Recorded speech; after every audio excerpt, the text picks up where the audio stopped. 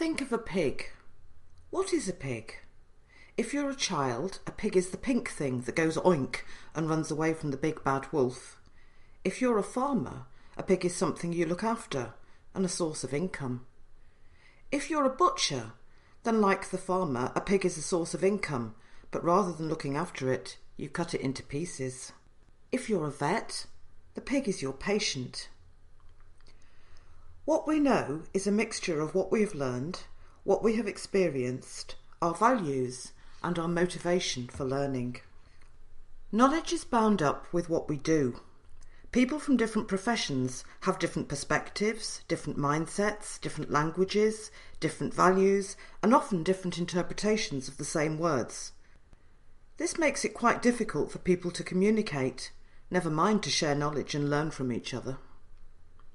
Imagine that the child, the farmer, the butcher and the vet were working together on a project, let's say to write the ultimate pig manual. Their different levels of experience, different languages and different interests would make the project very, very difficult. Is there something here about harnessing the diversity you've got at the start of the project? You lose that diversity and different perspectives if you don't harness them at the start. And the lead changes, doesn't it, between those people? We shouldn't be scared of that. In the nuclear industry, some people are nuclear born and bred, worked in reactors, worked in the industry all their lives. And now they're trying to work with construction companies who've never worked on nuclear before. The construction companies are used to, I've got a tolerance of this much, whereas in nuclear you've got a tolerance of this much, and if you think you're going to get close to it, you have to stop. There's been a bit of a clash because the construction people get on with it and then say, oh well, we're 3 millimetres out, it'll be fine. The nuclear people say, we've got to start again. That story's brilliant. Consider a book. A book is a long-handed way of sharing knowledge. An author might say, I'm really pleased with my 350-page book on complexity in projects, but for my next book I'd like to cover the same subject in 100 pages. This is a big problem, because even if the author is able to produce something coherent in 100 pages, which is pretty unlikely, unless their readers have already read the 350-page book or are already well versed in the concept of complexity, there's very little chance that the 100-page book will mean anything to them at all. Our capacity to absorb and make sense of new information and knowledge is highly dependent on what we already know. Does a book contain knowledge? Not really. It contains a representation of the author's knowledge, a partial representation, because nobody can write down everything they know. Knowledge is created by whoever reads the book, and the author has no idea whether the reader's understanding is what was intended.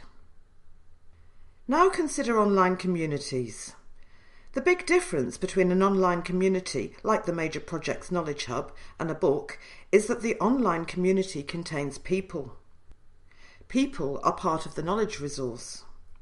Anyone can ask questions, anyone can posit an idea, anyone can indicate to somebody else what they've learned and give context, so they can mediate the learning. Learning is social. Knowledge is social.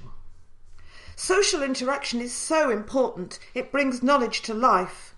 In a community, you can check your understanding. Yes, you can come back and say, OK, this is what I think you meant. I've worked in a few organisations where lessons learned sit in a database gathering dust. It's far more effective to share experiences, to talk to people. And you have to trust people. You have to have a relationship with them. Experience is such an important part of knowledge. It helps you stitch things together in a way that helps you create or deliver something. It's all about the action. Yes, knowledge only has value if you use it to do something that matters. Is that where we get a bit lost? We have reports on a shelf somewhere. How did our forefathers share knowledge? They would do it through storytelling. Are we coming full circle, starting to harness storytelling effectively? The Nuclear Energy Agency has a whole programme of work on knowledge management, looking at how to capture knowledge. Yes, you're going to have all these archives and proper paper and proper ink, and you're going to have to change the medium, da-di-da-di-da, and you're not going to store it in one place, you're going to store it in different countries and in different lengths of documents. But you also need that narrative and that social contact. A long time ago, people were talking about needing a nuclear priesthood, a community, and their role was to hold that knowledge and make sure it was passed on and that there was a story that went with it. Nuclear priesthood? A brilliant idea. Has that happened? It hasn't, but the industry is now decommissioning facilities built in the early 40s, and they've had these big campaigns in newspapers. Did you ever work here? Because nobody knows what that pipe does. Then you get old Jack, who put the pipe in. He's on his Zimmer frame, and he says, "I remember." Do we have to change our thinking around the longevity of careers? We've been pensioning people off from age 60, making room for new people. But actually we should think more about how we take people through to retirement. Phased working, giving people much longer careers. When you let Jack go, no one knows what that pipe does. That's the advantage of communities. If the community is a reasonable size, you're not going to lose the knowledge if one or two people leave. The knowledge is in the network, not in the individuals. The wise old people of the village who enable young people to know things. I'd love to see a song cycle come out of nuclear decommissioning. Let's go back to the motivation for learning. People learn best when they need to know something, not when someone has something to tell them. Demand-driven learning is more effective than supply-driven learning. But most project processes for learning are things like capturing lessons at the end of a project. Supply-driven. And you've still got that problem of no interaction between people to check understanding. And you don't know what you don't know, so you don't know what to type into the search box anyway. There's not much learning in a lessons learned database. Learning legacy initiatives are supply-driven as well. They're document-based. There's no interaction. I don't think there's much learning in there. At least the Crossrail one names the authors of the documents. That makes a huge difference, but it does depend on you ringing them up. Yes, that's the only way it really works. Are we in a culture where we dare to share? If a £1 million project has gone wrong, I don't really want to tell you my lessons learned because actually I've made a real mess of it. I think we're probably still in that blame environment. Knowledge and learning are intangible. They can't be managed directly. We can't force people to share what they know. We can't force people to learn. These are voluntary processes, so we need to create a working environment where people feel motivated to share what they know and motivated to learn from others. What really makes a difference is trust, the nature of relationships, and things like the style of governance. The people who've got the knowledge have got to be not only willing to share it, but able to explain it to people, and people have got to trust them enough to accept it. Back to relationships, always, at the end of the day.